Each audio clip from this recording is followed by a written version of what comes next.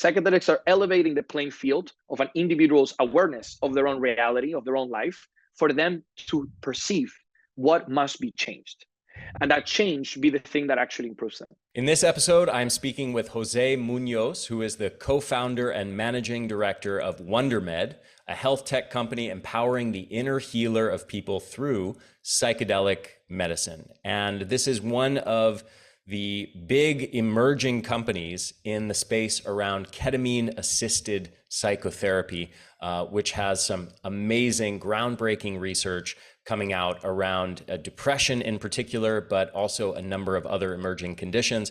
And this is a field that is just exploding with research and also exploding with changes in the regulatory environment, not only of studying these compounds scientifically, which of course has expanded massively in the last decade or so, after several decades of being illegal to study. And now we have changes in the regulatory environment for clinical practice that are allowing the emergence of psychedelic-assisted psychotherapies, ketamine being the big one that is available now, and MDMA-assisted psychotherapy, which has incredible research coming out around treating post-traumatic stress disorders, for example, in war veterans, healing effects that are unparalleled, unmatched by any other medicine or treatment to date.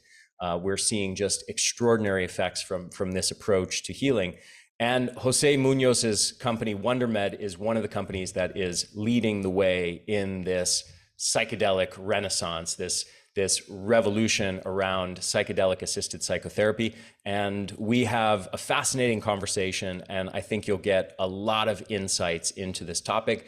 And one little quick thing before you get into this: if you're somebody who's turned off by this whole topic and you think of psychedelics as just drugs, and I don't want to listen to any crazy talk about those weird drugs, and those are just people trying to escape reality, and they're addicts and all this kind of judgment, maybe pull back that judgment for just a moment, maybe a little bit more than a moment, maybe 5 or 10 minutes, and just listen to the conversation and see if maybe you can gain a new perspective on this topic. And if you already are open to hearing about this topic, and maybe you already know a lot about it, I still think you'll get a lot of insight from this conversation. So enjoy. So welcome to the show, Jose. Such a pleasure to finally have you on. This has been a long time in the making. We've been chasing after each other, canceling and rescheduling on each other multiple times. It's wonderful to finally get you on the show. Absolutely. Thank you so much. I mean, they say that the good things, you have to desire them. This is definitely a desired podcast that we've been wanting to do for a while. For sure.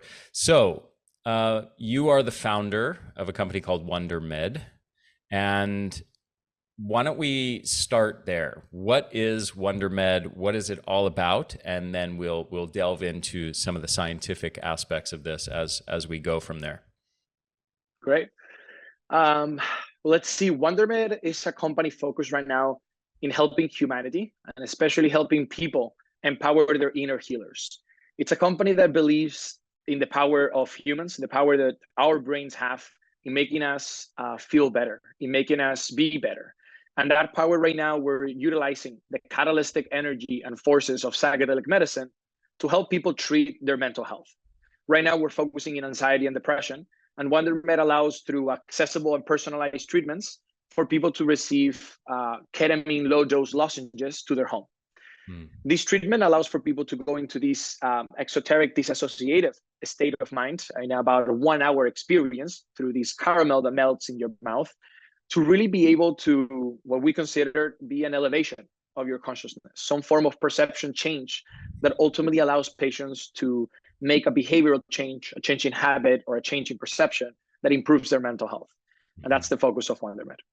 Excellent. Very succinct summary of a very complex topic.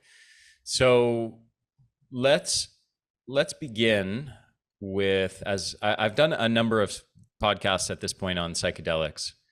However, I find there to be one big problem in broaching this discussion is there is still a fairly large demographic of people that are just mentally very closed off to the idea that there's any value here. They're still operating in a paradigm of sort of thinking, hey, these things are drugs. Why would I have an interest in doing drugs? Why is Ari having a podcast with this guy talking about these drugs? What value could this have? Isn't this just about people getting high and escaping reality? So maybe you can start by sort of speaking to those people and telling them a little bit more about ketamine and some of the research behind ketamine in the context you were just describing there. Absolutely. I mean, I think it's a fascinating topic. Psychedelics, and especially the conversations that you just bring up, a lot of which come up from a lack of awareness or education on the topics that ultimately come from data findings, and a lot of skepticism being built up through social constructs. The most beautiful aspect of this discussion is the starting statistics that showcase that most people that are even conversing about this are actually victims of the same system that we're discussing. In the United States alone, there is 96 million prescriptions in a single year of benzodiazepine. That substance is brands like, for example, Xanax, that is being utilized for a lot of things, but one of the main things being anxiety solutions. And the problem with these substances, why psychedelics basically come in and create this havoc in the pharmaceutical industry and society, is because it's a completely different shift in the way that we see mental health. We've been seeing mental health as a chemical imbalance. Therefore, you tell a patient you have some form of chemical imbalance in your brain. I am going to give you a medicine, a chemical that is going to help you. That alone creates a theoretical dependency from the patient relationship with the medicine that I myself cannot fix what I have, and I need this medication. As I'm sure most of the audience listening today, those common medications are antidepressants and benzodiazepines. The problem with these medications is that they've been shown to not be very efficacious. About only 45% of people receive some form of effects. However, most people have side effects with the medicine, especially those that take the medicine for long periods of time. Since I started working on this company for about 2.5 years now, I've met several hundreds of individuals that have been on these medicines for decades now. Therefore, taking a medicine that you inherently need to take for decades to come is not really something that has solved the problem. So that basically, for us as a company, helps us understand that there's a hole that needs to be covered. And then when psychedelics come in, is that the notion of this dependency in thought that I mentioned at the beginning gets disrupted. Psychedelics don't heal mental health. If you speak to any person that is really developing the psychedelic space and focusing patient outcomes, suggests that psychedelics are a mere catalyst. Stan Groves defines it perfectly. He says, psychedelics will be for the study of the mind what the telescope was for astronomy. And I think that that's a beautiful quote because it describes what the patient feels with it. Psychedelics are elevating the playing field of an individual's awareness of their own reality, of their own life, for them to perceive what must be changed. And that change be the thing that actually improves them. So I understand how it could be a hard discussion. It's a very different approach even to the medicine and the problems that people cope with it, but it certainly has been proven through thousands of clinical trials to be very efficacious. And now to kind of just wrap up this point that you mentioned around ketamine, ketamine has been utilized as a substance for the past 30 to 40 years. It is technically not classified as a psychedelic. However, it does have psychedelic-like properties within the experience itself. As a substance, I've spoken plenty with pharmacists, doctors, physicians, psychiatrists, neuroscientists. In a hospital setting, ketamine is between top 3 and top 5 most used drug in ER settings. It is something that has been considered of incredibly safety profiles, and it is being used on a daily basis. The problem is that it was never used or intended to use for psychological or psychiatric effects. There is a story that rounds around Dr. John Crystal from Yale University that initially perceived the initial effects of antidepressive symptoms with ketamine. And that perception came a little bit in a eureka type of moment. It wasn't the perceived intention, yet that perceived change in the psychic of the patients started disrupting a lot of studies that now Yale University is one of the universities pioneering the study of ketamine. Mm-hmm.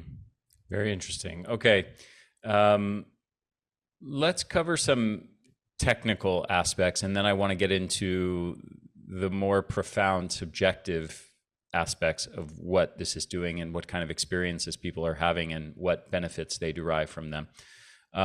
From a purely technical biochemistry sort of perspective, what is ketamine doing in the brain, and how does that differ from, let's say, traditional antidepressant drugs as you were describing them, where, you know, people are coming from the frame of you've got a chemical imbalance in your brain. Most commonly, you've got a serotonin deficiency. Take these SSRIs, specific serotonin reuptake inhibitor drugs, and if you keep taking those, you will have higher levels of serotonin. You will have this antidepressant effect.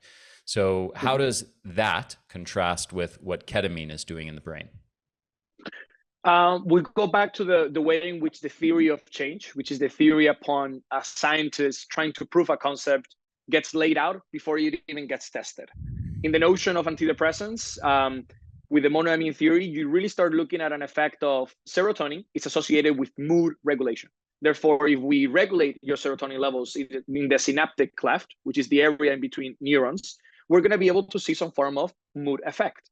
That mood effect being highlighted, there should be a decreasing level in depression. That correlation, no causality, because obviously we are not able to prove that causality right now, that correlation has not been statistically significant for now several years and hundreds of clinical trials. And there was a new paper, by the way, I'm sure you saw it just maybe a few months ago, that came out by Moncrieff et al. That found basically that concluded the body of evidence does not support the serotonin deficiency chemical imbalance model of depression. Absolutely. And it came out a shock in the industry for a lot of people. And when you speak to experts, they really weren't surprised. Apparently, this has been an assumption that has been made and really has been profitable for a lot of pharmaceutical industries. We talk about $14 billion a year by utilizing this thesis and a medication that supports it. How ketamine comes in a little bit kind of left side, and its kind of commonalities with other psychedelic medicine is that it also affects the brain, and it affects it in a similar fashion in terms of it producing some transformation between neurotransmitters. But the powerful thing of ketamine, that's as of now it's intended to be that's kind of the primary effect of its benefits, is that it targets the glutamate neurotransmitter network. And that network is the most common and potent neurotransmitter network in the brain. And so how that is linked to mental health is through the notion of neuroplasticity. Our brains are very, very plastic organs. They're actually constantly changing and modifying. They're firing neurons left and right. That's how we as human beings even exist. Our notion of I am and my consciousness comes from an somewhat ethereal effect of these millions of neurons firing each other on a constant basis. And what ketamine does, it has been shown to increase the neuroplasticity in a very powerful way. Within a matter of an hour, there is a very high neuroplastic window that it is probably sustained for about 7 days, as it has been shown in clinical trials. And what ketamine does, and the theory, is not that increased glutamate is going to improve your mental health. It is that this experience in which you are in a disassociative mode, because we have to remember ketamine started as an anesthetic.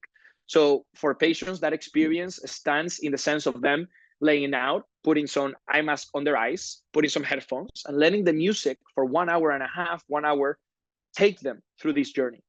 That journey in which their body is somewhat more in an anesthetic state actually is a very fruitful one. Their brains are powered, they're recharged. And so what that allows is for new neurological connections to occur. In its most basic format, we can think about it as if you think about your problem, you have an intention setting before the experience, and within the experience, you gain a slightly different perception or perspective into what that problem is. That, outside of the experience itself, allows patients to realize, I could maybe feel different about this. Or there might be a different way of thinking about this or acting on this sense in my life that I haven't tried. And that ultimately be the catalyst that changes people's mental health. And so again, just to summarize, we have a very different basis of theory upon why we utilize the medicine and the dependency that patients must perceive of it. And then 2, the chemical differences as to how it really targets the brain. Very nicely explained. let's go a little deeper in this subjective experience aspect of that. So there's the purely biochemical basis of this, which involves, as you said, glutamate and NMDA receptors. But I think when you analyze things on just that level, you miss something. Like the same as if you talk about psilocybin or LSD from the perspective of, oh yeah, it's stimulating these serotonin receptors and that's how it works. Right. There's clearly something here that goes far beyond many, dozens of other things that might also work on the NMDA glutamate receptors. There's lots of things, there's lots of compounds that act in some way on those receptors and on the glutamate system in the brain that do not have the effects that ketamine has. So, and I don't know that it's fully understood within neuroscience exactly what's going on there and with the biochemistry of what's going on there. But in terms of the subjective experience that the individual is having, they're worlds apart. So I know you've alluded to this already. You've touched on the subjective experience and perspective in particular, but this is, as you said, a dissociative substance. Mm-hmm. What does that mean for people unfamiliar with that term? To take a dissociative, to be more dissociated. What is it that we are being dissociated from, and why is that something that would be desirable for anyone? Great question. I think the best way to answer this would be to allude to the thousands of testimonials that people have been given right now in the way that they describe it. And then I think I could put my own personal touch into it. I think perspective or disassociation is something that has been valued and understood by society probably since the beginning of humanity. And I want to be kind of very generalistic here, but I'm sure you've heard the sentence, the grass is always greener in the other side. Sure. That alone, it's a sentence that we've been utilizing since the beginning that always talks about the aspect of perceiving whatever is on the other side to be better or to be more fruitful than whatever you have with you, even when it is actually not. That alone is a problem of perspective. And so when we talk about ketamine and the experiences that patients go through, a lot of them describe it such as that. The ability for a patient to be able to go into an experience in which they disassociate themselves while still being them, but be able to have very introspective thoughts about their own life. It's almost as if they objectively get to see the main topic in which that intention was formulated. The intention meaning, why am I going through an experience like this for my mental health? And that alone allow their own self to be aware from a different angle of their own life. That is the subjective realization that is also disassociative that comes from ketamine, different than from other substances. And the beautiful thing about it is that it's incredibly effective at doing it quickly.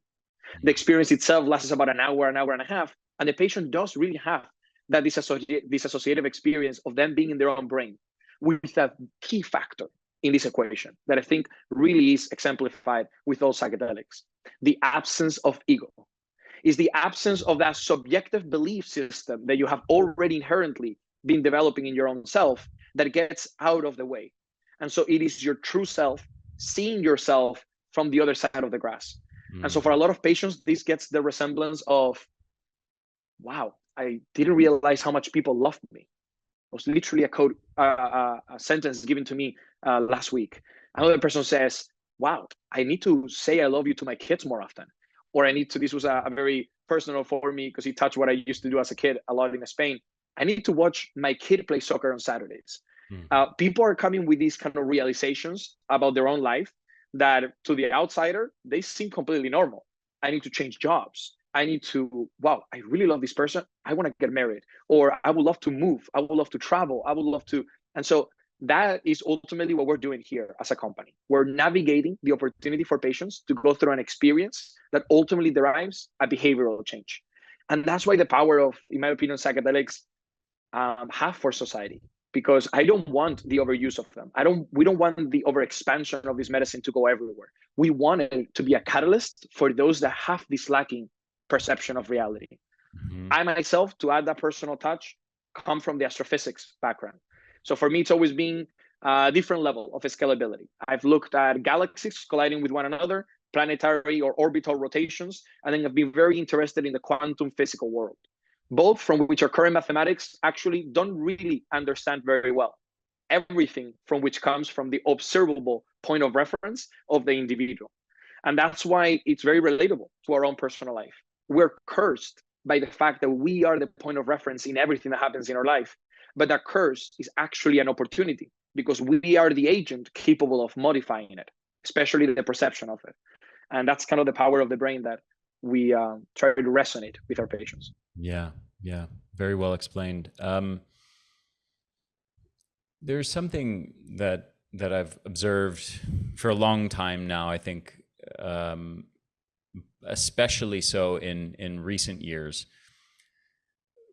It's almost like humans have something built into our psychology where we are perpetually creating our own suffering. We are wired to cause problems for ourselves and get in our own way, and we are wired to perceive our situation as difficult, regardless of objectively how difficult it actually is. So, for example, you and I and the majority of people listening to this podcast, objectively, compared to most humans on Earth, have probably a 1 in 1,000, maybe 1 in 10,000, 1 in 100,000, 1 in a million type of existence of the most privileged, easy, blessed, abundant sort of existence that humans can have. And all you have to do is go to Mumbai, India, and look at the slums and look at the caste system that exists there, or look at in certain tribes in Africa how neighboring groups come into a village and will rape and kill people, will rape women, and will abduct, will kidnap young boys who might be 7, 8, 10, 13 years old, and enlist them as child soldiers, hand them a machine gun, and then train them to go do the same in other villages. Now they're going around and killing people and raping women, and that's the existence. And then that mother has to live with that experience and watching her boy get abducted and then going and being brainwashed to go do these horrible things. I mean, and yet I meet so many people who objectively live in this hyper privileged, abundant, blessed existence, who seem to have no perspective on it, who seem to imagine their lot in life as being extraordinarily difficult and traumatic, and who are depressed and who are constantly stressed because they believe their life is so difficult. There seems to be, if just understanding the limitations of what we are capable, what kinds of actual stressors we're capable of. And, another example could be looking at someone like Viktor Frankl, someone like people who are put in concentration camps and manage to survive and maintain sanity, and the extremes of horrible, cruel treatment. Given what humans are capable of, it seems remarkable to me that we have such an extraordinary capacity to create our own suffering in the absence of objectively difficult conditions. Yeah. And I think this is also where this perspective shift that you're talking about comes in. Do you have any thoughts on that sort of aspect of human psychology? My life.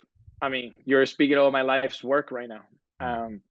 I think that we are wired as human beings to look for difficult situations for survival.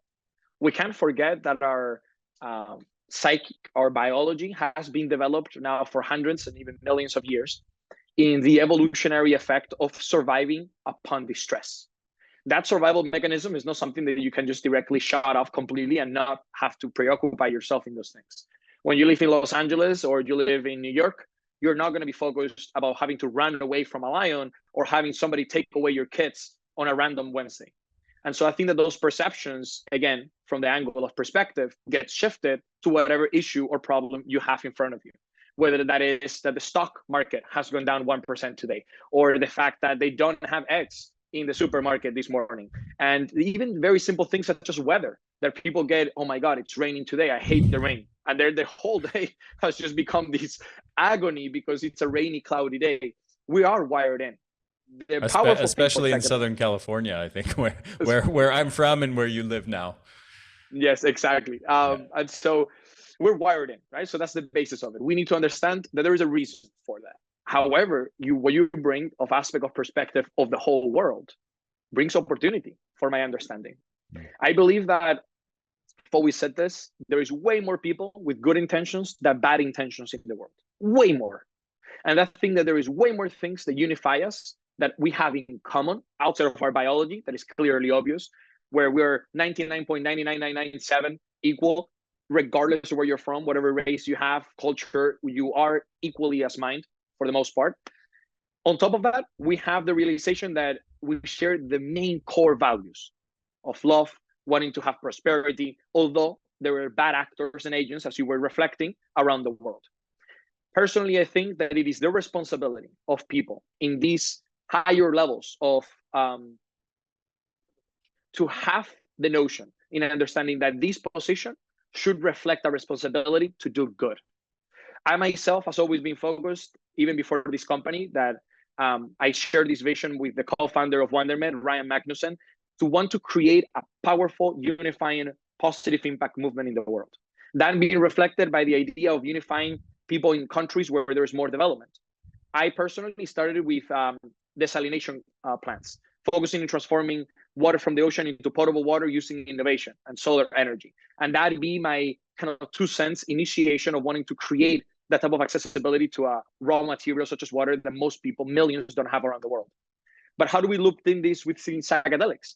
The psychedelic movement has a lot of things, but I was going to say very important things in common, such as climate change, equality, education, opportunity, and all of this be associated with the notion that when you do take a psychedelic experience, the biggest common factors are love, the interconnectedness of the world, the energy that surrounds us all, and the aspect of how you are, regardless of where you are right now, having this conversation with me, I have to see you as an equal. In religion, this a lot of times has been showcased as brothers and sisters.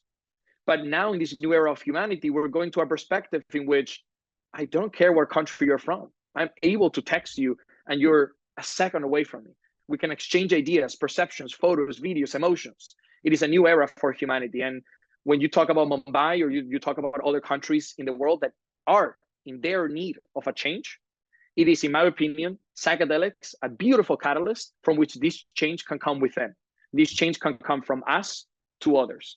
And so it's a very interconnected industry when you talk about psychedelics and you talk about climate change, green energy, tech, education. And personally, it's one of the things that Ryan and I have really promulgated on the company and the basis of why we do what we do.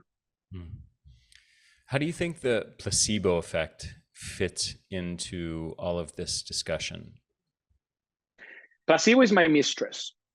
Let me put it that way. I personally really love placebo, but it's something that within the medical industry, I have to kind of keep hidden away in these conversations. And let me elaborate a lot about why I think that placebo is my mistress. Placebo, in a very general setting, it is reflected as the power of the brain, the ability for a human being to believe that something is going to happen, therefore their body reacts to it and it happens. In the clinical setting, it is perceived as the mistake. It is perceived as the control group that tries to singularly evaluate whether or not a change in variable, whether it is a new medication, a new variation of a molecule, has an effect that is statistically significant or not compared to a placebo.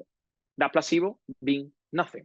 In a lot of settings, for example, they give you a pill that is only sugar, and they're telling you that you're going to get cured your cancer. And there is millions of clinical trials, if not billions now, in which the placebo effect has always had some effect. Meaning that there's somebody that has actually been able to create a mind effect that reflected into real change in their body. That's why I love it, because I think that when we talk about psychedelics, it is a perception of you believing that you can change, of you believing that there is something better, of you believing that you can feel good, therefore starting to wiring those thoughts in your brain that ultimately get reflected into your life. And so for me, placebo is something that we need to utilize for clinical setting, but most importantly, we need to, what's the word I'm looking for? We need to recognize it, respect it. We need to put forth that value that it is important to notice that, man, there are clinical trials for cancer treatment in which patients cure their cancer without receiving medication. There is clinical trials in which people stop feeling pain because they've been told that they've received a medication that will solve their pain, and it's a sugar pill. And so for me, placebo, it's, I think, the Achilles ankle that the pharmaceutical industry has upon themselves, that I think humans have as the power to believe that they can change. And I personally, I'm a very fan of it, and hopefully we can continue studying it even forward. Mm-hmm. I think what's particularly interesting to me as of late is how dominant cultural narratives and kind of the particular paradigm of a society, of a period of time, like the zeitgeist as far as ideas and how people perceive themselves or the world, influence the placebo effect is very interesting. So for example, we have research looking at there's actually a really cool video on YouTube called "This Video Will Hurt," and okay. and it starts off by basically saying, you know, it's got this sort of very serious scientific sounding voice, and it says, right now there is an ultrasonic noise being played in this video, and your brain cannot perceive it, but it is damaging your brain. Your brain function is being hindered right now, and soon you will start to feel headaches. You will start to feel very intense pounding pressure in your head due to this ultrasonic sound, and soon you're probably feeling this now, and it goes on like that. And then it says, actually, there is no sound here, and there is no science to support that this sound has any negative effects on your brain. But I've watched many people listen to that video. I've played it for many people, and it's interesting to see how many people will start to have headaches and will start to self-generate symptoms as a result of that. In line with that, I think dominant narratives around stress in our society are very interesting, because we've had this public health messaging for several decades now around the harms of stress, and so we have stress raises your blood pressure, and stress leads to these overproduction of cortisol, which causes insulin resistance and eats away at your muscle tissue and dysregulates your blood sugar, and and stress is toxic for your brain, and stress disturbs your sleep, and stress runs down your immune system, and da-da-da-da-da. And for decades, we've been inculcated with these sorts of ideas around stress. And there's a researcher at the Stanford's lab for mind-body medicine, and they study stress a lot there, and they did an interesting experiment. A researcher named Alia Crum did an interesting experiment where they subjected people to some stress and observed their reactions. And prior to that, they had them watch a 3-minute video. Either on one group watched a 3-minute video on all the harms of stress. It raises your blood pressure, causes hypertension, depresses immune function, is toxic for your brain, causes these hormones that are toxic to your body, da-da-da-da-da. It's breaking your body down. And the other group watched a 3-minute video on the positive aspects of stress and how stress sharpens your brain function and causes the release of hormones that are energizing and actually enhances immune function, and on and on and on. And what they found is that the people subjected to the same stressor had totally different responses to it. And some were made better by it, and some were made worse by it, according to which video they watched prior to that stress. There's other experiments that are similar to this, where they look at, over long periods of time, thousands of people, where they subjected to do they report having low levels of stress in their life? So two things they're having people rate. One is how much stress do you have in your life? And two is how harmful do you believe stress is? And what they find is that while chronic stress does have some true negative effects, the people with the highest level of actual stress in their life, but who believed stress was not harmful, had the same health as people with low levels of stress in their life. And I could go on in this discussion here. Right. I'll add one more layer to it, which is I think that this public narrative around chronic stress is very toxic because it is impossible for humans to be our best selves, to grow as people, to be sharpened to grow and mature and develop into our best functioning selves in the absence of stress. We don't become our best by sipping margaritas on the beach and living a life of leisure all the day. We become our best by being tested to our limits and being pushed by the stressors of life. And yet the cultural narrative has not fully incorporated that positive side of stress. Anyway, I think looping this back into what this means related to psychedelics, related to the placebo effect, is just to emphasize the power of our mind in shaping our reality and shaping our physiology. And if you believe something is bad, then you will create that reality in your life. If you believe something is good, you will create that reality in your life. And the moral of the story is you have to be very careful of what you believe about what you're experiencing.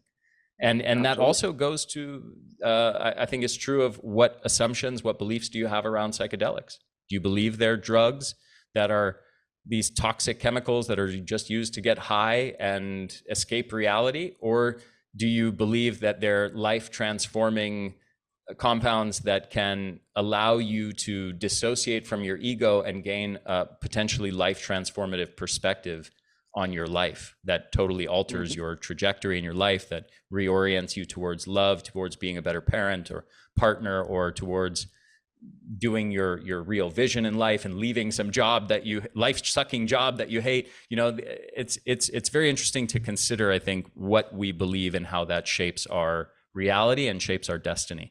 But do you have any more thoughts on just playing off what I presented there? Yeah, I mean, it's the basis of our companies, the basis of the industry as a whole. There's so much we can talk about. Number one being the relevancy of the contextual environment in which you put yourself, the importance of the perceived senses that you get on your day-to-day basis, whether it's a job in which your boss is hindering your development, whether it's the social media or content that you watch on a day-to-day basis, whether it's the educational system upon a country that projects a certain storyline, whether it's the pharmaceutical theory of change upon medications. Harvard released a study recently that showcased the placebo effect is in an ever-increasing trend for the past 23 years, meaning that the power of the brain and the perception of humanity is even larger. When you talk about the voting system, politics, it is everything but a placebo effect nurturing the belief of people upon certain ideas, regardless of whether they're true or not. Everything that we talk about, even this new topic, which I'm sure you've heard of it, now this idea of the matrix, of society, of getting hindered upon information and making believe that you're a part of the system and how you can break through that. There's no matrix, if not a social construct of a matrix that you can break down in your head, therefore starting to behave differently. There isn't an actual physiological combination that makes the matrix be a matrix. It is all in your mind. And so when we talk about creating these powerful transformation or revolution in society, it is about making people believe that they do have the power.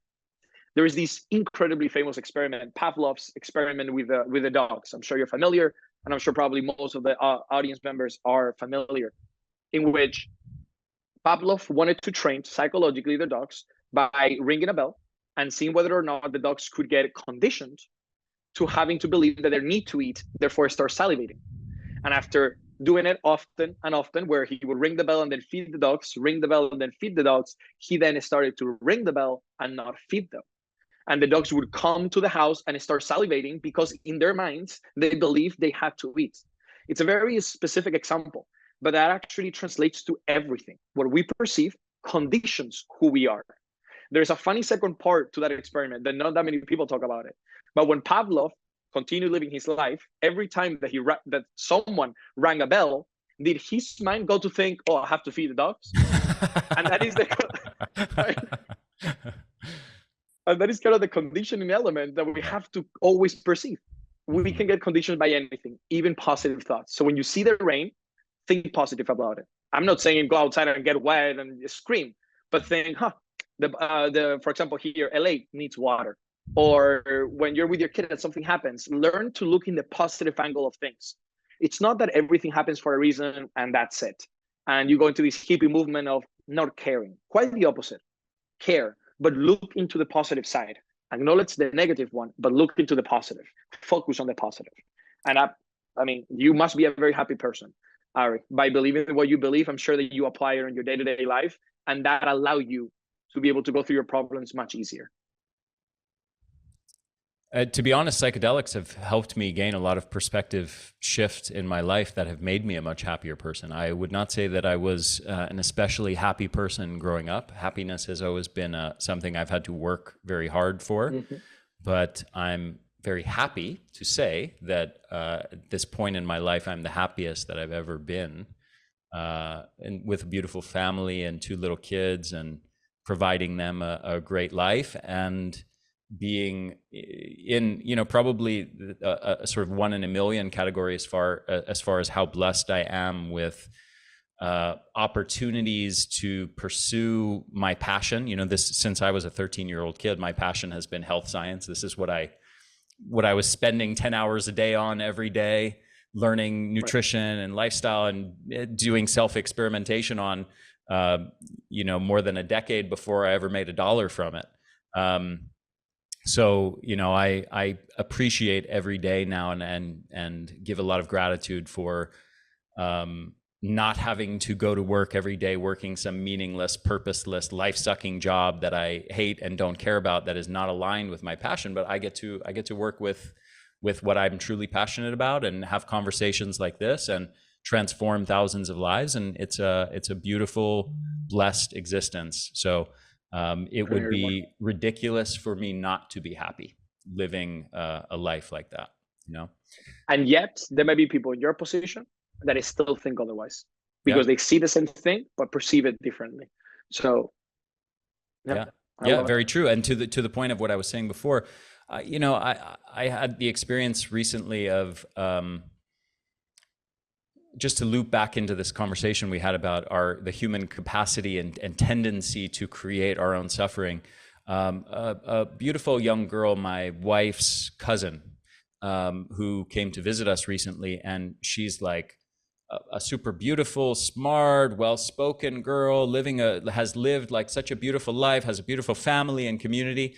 And I look at what's in her mind, and I see so much suffering that she's created for herself out of nowhere, so much like lack of body acceptance. She has a beautiful body, and she's like in her head constantly feeling totally traumatized that she hates her body and has so much self-judgment. And I couldn't help but wonder, geez, how do we humans get ourselves into these messes where we just, our objective circumstance is so good, and yet we manage to create so much suffering for ourselves? It's really, I think humans have to be unique in as far as the different species go in the world. Ways. Yeah, in how self-destructive we are, and how much in our seemingly endless capacity to self-induce our own psychological and emotional suffering.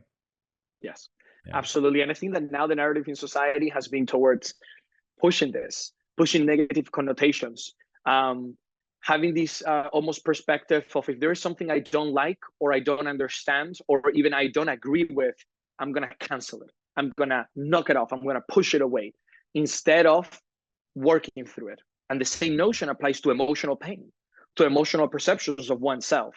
It is this angle of, if you've gone through a detrimental trauma, it is a learning opportunity for you. Whatever happened in the past, I'm not saying that it has no value. Quite the opposite.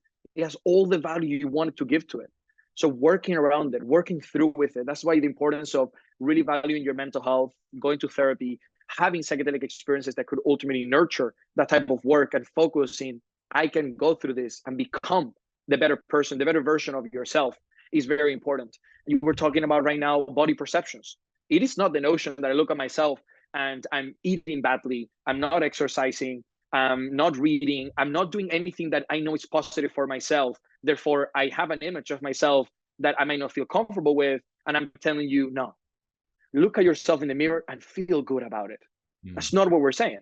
The notion is have the ability to objectively look at your life, value what you want. And if that is the case, work for it. In a lot of these instances is exercise. What you need to start loving is the process. It's loving yourself for wanting to have realized that and then working towards it. Not to have the perfect body, not to be the smartest person in the room, but for you to have perceived it, therefore worked on it. And that's what I personally see as the biggest commonality between the most successful people that I've been meeting, whether they're neuroscientists, whether they're business people, whether they're people working in crypto, whether they're people working in education, professors, athletes. It's that perception of I've realized I want to change it, therefore I do. If you don't have those three components and you just realize of it and then complain or accept it, it won't change. You will forever be in acceptance of grief. You will forever be in acceptance of pain. You will forever be in acceptance of lack of acceptance to a group or lack of purpose. But if you realize of that lack and then start working on it, that's when you actually start seeing that perceived change. And that's what we're seeing on the thousands of patients coming into Wondermed. I don't even look at the scores at times. If you have a score of 20 in your social anxiety and then you go from a 20 to a 10, you have 5 anxiety. That is not true. What is it that has happened in your life? That you've made a change, that you treat your family differently, that you've made a decision, that you change your professional career, that you learn a new language, that you get a hobby. That's the actual change that I'm personally and the company and my co-founder Ryan and everybody really focused on. How we can really capture the real change of society. Yeah, beautiful. There's one more cultural narrative that I think is worth speaking to. We've touched on briefly earlier in the conversation, and that is this dominant cultural narrative that we have for the last few decades around mood and depression and anxiety in the brain. The cultural narrative is very detached from our actions as people. And we have this cultural narrative of that we are victims of chemicals in our brains, and that there's nothing we can do about it except take a drug to alter the levels of these chemicals in the brain. And as we spoke about earlier, we know that this is almost entirely nonsense.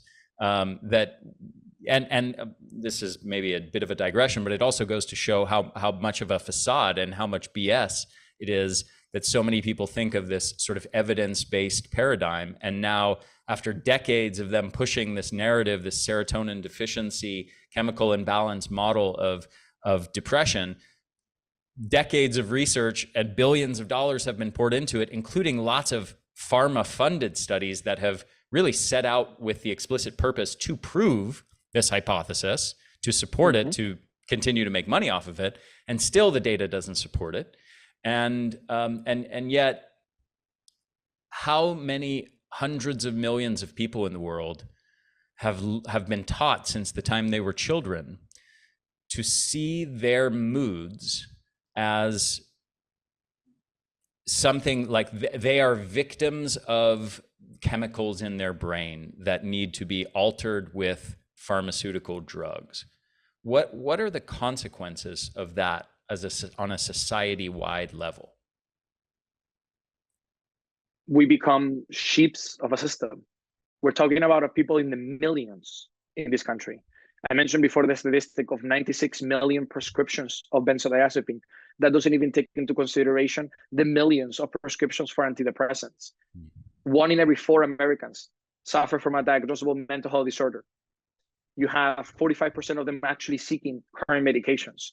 There is an absolute abundance of people that are under that narrative that, to your point, has been pushed for years, that really is being broken by this new culture of psychedelics, by this new industry. When I mean new, it's not new.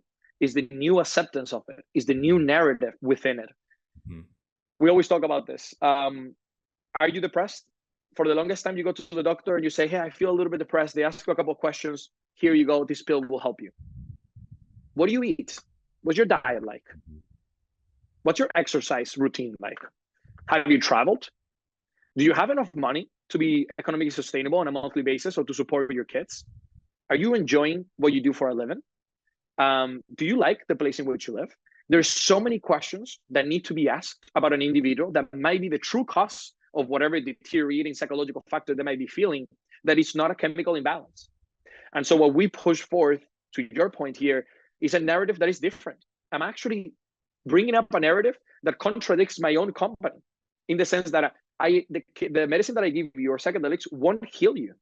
They are the mere catalyst that through proper integration, proper intention setting, and proper exercises, through the insights that you gather in the experiences, you can make change. And so the narrative that society has right now, in my opinion, is not rooted in chemical imbalances. It's rooted in lack of education. It's rooted in inequalities in economy, inequalities of opportunity, in continuous lies and propaganda on the political side, in continuous fear being pushed by pharmaceuticals or the insurance industry, or even the financial industry at all times. People are lacking awareness and truth in their education. And so I feel very hopeful. I know these are hardcore conversations to be had and realizations to one accept, but the reality is that if that's the case, we're free. We have the outermost opportunity and potential to change it, starting with oneself, and then that be something that changes others, and then others, and others, and others. Nowadays, the fact that you and I are able to have this conversation and put it out there, I mean, hopefully there is enough time before somebody starts canceling these type of ideologies. The most beautiful thing, though, is that they're true. The moment that somebody starts to realize it, that's it. You can't bring it back. There's very high difficulty for that to happen. There's a beautiful example for me that says, I've always thought as a kid, why aren't we all together as a country? Have different cultures, different traditions, but why aren't we all supporting each other? Creating the most efficient natural resources utilization, being as climate effective as we can be, being as economic opportunistic for everybody as we can be. Why can't there be this type of improvement for everybody? And I've always thought, I wonder what would happen if a meteorite would come to Earth and actually go and hit it.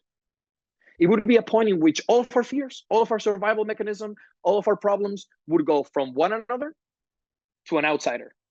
For somebody that has studied astrophysics, I always find it so fascinating. We are in the middle of this obscure, endless ocean of nothingness called the universe, with planets, meteorites, energy all over the place. And we are completely insignificant in that scale. But yet here in our lives, we focus so much on some things that really shouldn't even be focused. We should much more, in my opinion, collaborate. That I think psychedelics as a whole in the decades to come will nurture as a thought and will nurture as a change. And so I'm very excited. In any way, capacity, or form, we want to support and partner with anybody that feels that they have a capacity to change and improve this cooperation. And as a fun fact, I want to leave the audience here with a fact, an astrophysical fact, and that is an asteroid called 99942 Apophis. This is an asteroid that I've actually spoken to for quite a while. It's been known for now. It sounds like the name of one of Elon Musk's kids. Well, I think he's given several of his kids names like that. Yeah, he might know. He might something that we don't know. That he's preparing for something. But this meteorite is actually very fascinating because it's about the height of the Empire State Building. So it's pretty large in a scale, and it's gonna cross the Earth and the Moon in between. Wow. It is actually fascinating to think about the distance that the Moon has with the Earth, and the fact that this meteorite is not gonna hit us as we expect today, but it's gonna cross right in between in 2029. So it's definitely a fascinating element for us to really reflect upon the millions of things that could happen that we have no control of, so that we truly focus on the things that we can control, that we should be focusing on to improve each other's lives. Yeah, so well said. Let's get practical for a moment to finish. Mm-hmm. What exactly is the service that you offer, and who is it for? Let's start by who it is for. It's for individuals that they feel that their anxiety or depression has been crumbling upon them, something in which they feel that their mental health state right now is something that impedes some form of improvement, some form of regular lifestyle behavior, and they would like to find a solution. Even more so for people that have tried other forms of medication and they haven't seen a progress. It is for people that want to ultimately change. They want to improve in their own mental health. What do we offer and what people would actually be able to attain is going to wondermed.com. That is Wondermed as a company, and basically learn about the power of psychedelics, learn about the power of ketamine, and get into a process by which a clinician will deem you eligible to receive ketamine. This ketamine treatment will be shipped to your home. And very differently from what we had just spoken about of any other medication that you're just going to pop a pill every day, people are receiving anywhere from 4 to 8 lozenges, depending from what the clinician deems eligible. And each lozenge is an experience of about an hour and a half. The nurturing factor of this is that people can personalize when they feel they have the time to create this space in the comfort of their home. To have an ally, whether it's a roommate, a friend, a family member that could be around the house or around them when they're going to this experience. And most importantly, have access to a digital set of resources that allows the patient to really nurture that protocol, to create an intention, to have these thought-provoking exercises, to train their meditation, their breath work. We focus in interfamily systems. We focus in CBT therapeutic modalities for people to be able to start changing their habits. Most importantly, to have the potential to believe that they can change. And the experience itself is incredibly safe. It's been proven to be safe. It follows protocol, it follows what the clinicians suggest must be done. It is a substance that has been proven already to be incredibly effective at allowing people to improve in their mental health. The price of it right now is $399 for 1 month of treatment, something that we're pushing for with insurance companies to try to make it even lower. We're one of the most accessible solutions in the market because as a company, we believe that this is something that people should truly have access to. And they can reach out to myself, to you, to anybody that they see within the social media network that works at Wondermed, and reach out for information, reach out for help, and most importantly, if they feel called to go and try the treatment. Jose, I want to ask you one more question, and it's okay if the answer is no. This is not something we talked about beforehand. I don't know if you have availability of this, but is there any sort of special thing that you might be able to offer my audience? Yes, absolutely. I think this is something that we can talk about. I think for us, this is a very special situation. I think we value a lot who receives the medicine. 25% of people that come to us seeking the medicine actually are not qualified to receive it. It's very important to know that Wondermed is here not as a company to give this medicine to anybody that would want to receive ketamine. And we are very proud of being able to say that and really nurture that type of filter. We really value people that come for the right reasons. And after having spoken to you here, after having spoken to you before, I think that your community is one that I think would have a very high success rate in terms of understanding why this medicine could be good and beneficial for them. So I'm sure that we're going to be able to do something that you can communicate to them. We can leave it as a surprise, but I can definitely understand how we can find something for them to at least test it out and be able to go and see it as an initial benefit. Okay, well, we'll link up after this call and discuss what that might be. In the meantime, I will link to it at the show notes for this episode, theenergyblueprint.com/Wondermed. We'll put it at the name of your company /Wondermed. Jose, this has been an absolute pleasure. I've really enjoyed this. You're very articulate, and I'm very impressed with your ability to express things that are difficult to explain well. So thank you so much for your time. This was a lot of fun. I personally enjoyed it tremendously. And thank you so much for the work you're doing. I'm a big fan, and I really want to support this, and I will help get the message out with my community. Thank you, Ari. And the pleasure is mine. Just know that a conversation is between two. So everything is reciprocal here. I truly have enjoyed this personally as well, and I look forward to working together. Awesome. Talk to you soon, my friend. Bye.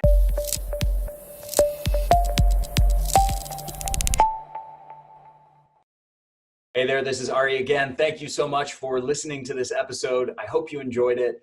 If you did, if you found it valuable, please share it with your friends, share it with your family, help me get the word out there. Also, if you're on YouTube, make sure to hit the subscribe button and hit that little bell to get notifications every time we release a new video or new episode of the podcast. And if you're listening to this, make sure to subscribe to this podcast on iTunes or on your favorite podcast app. Thanks so much for supporting my work at The Energy Blueprint. I hope you enjoyed this episode. I will see you in the next